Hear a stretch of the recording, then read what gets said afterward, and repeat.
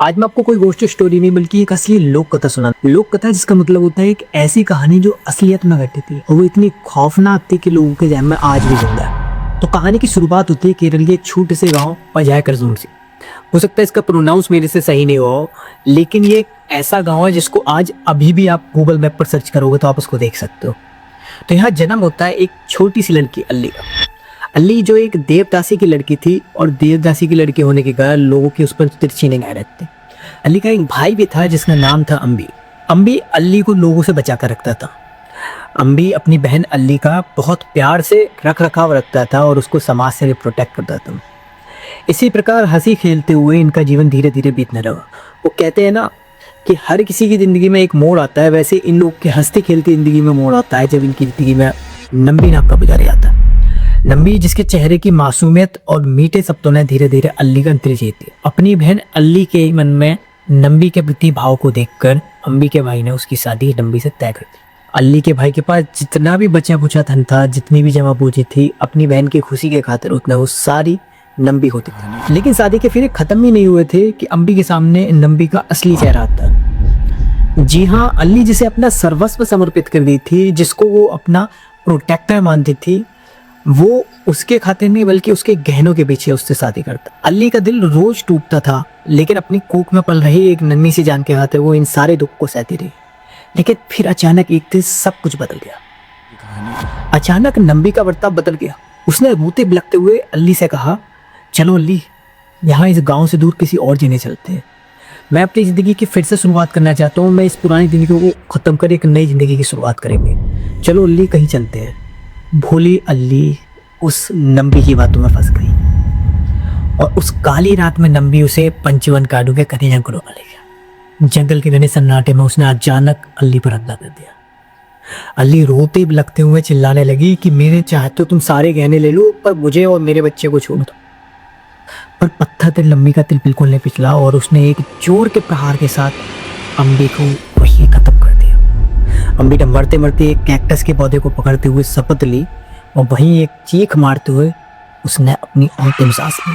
कहते हैं उसकी उस चीख से पूरा जंगल हिल गया था। उसके बाद में जंगल में दो आत्माएं भटकने लगी। लोक कथाओं के अनुसार पहली आत्मा थी अम्बी की, जो मरने के बाद बदल गई कल्याण कट्टू नीली।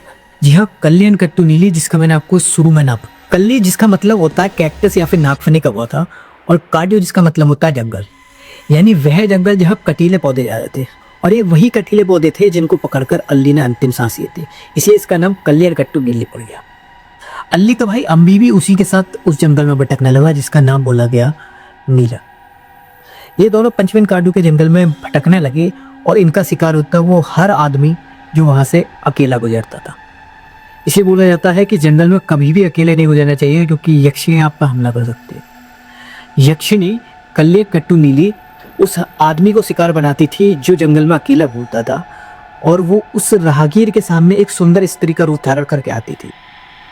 कहते हैं राहगीर उसको देखकर ही मोहित हो जाता था, और जब वो मोहित हो जाता था तब नीली उसको अपना असली रूप दिखाकर उसकी हत्या कर देती थी। हत्या का ये सिलसिला दिन ब दिन चलता रहा और ये थमने का नाम नहीं ले रहा था, क्योंकि नीली की प्यास किसी आम आदमी के खून से नहीं बल्कि अपने खुद के पति के खून से बुझने वाली थी। वक्त बीतता गया, साल गुजरते गए और नंबी की भी एक दिन मौत हो गई। उसने आनंदन के रूप में एक नया जन्म लिया और आनंदन के जन्म लेते ही नीली को पता चल गया अपनी शक्तियों के कारण कि उसके पति ने वापस जन्म ले लिया। वो इंतजार करने लगी उस दिन का जब आनंदन उसी जंगल से गुजरेगा जहाँ उसने अल्ली की हत्या करी थी। एक साथ आनंदन उसी घने जंगल से गुजरता है और नीली ने उसे देखते ही अपनी माया रची। उसने एक असहाय महिला का रूप धरा जिसकी गोद में एक बच्चा था, और फटे पुराने कपड़े में वो आनंदन के सामने पहुंची। एक महिला का ऐसा घने जंगल में रूप देखकर आनंदन का दिल पिघल गया और वो उसके साथ चल पड़ा। आनंदन के साथ गांव के और लोग भी थे। उन्होंने आनंदन को मना करा उस औरत के पीछे जाने पर, लेकिन आनंदन तो उस पर मोहित हो चुका था। लेकिन नीली ने अपनी सुंदरता और अपनी बातों के जाल में आनंदन को ऐसा फंसाया कि वह उसे लेकर एकांत झोपड़ी में चली गई। आधी रात को जब आनंदन गहरी नींद में सो रहा था तो नीली ने अपना असली रूप दिखाया। उसकी आंखें अंगारे जैसी लाल हो गई और नाखून खंजर बच गए। उसने आनंदन की छाती चीर दी और लहू पीकर अपनी सदियों पुरानी शपथ पूरी करी।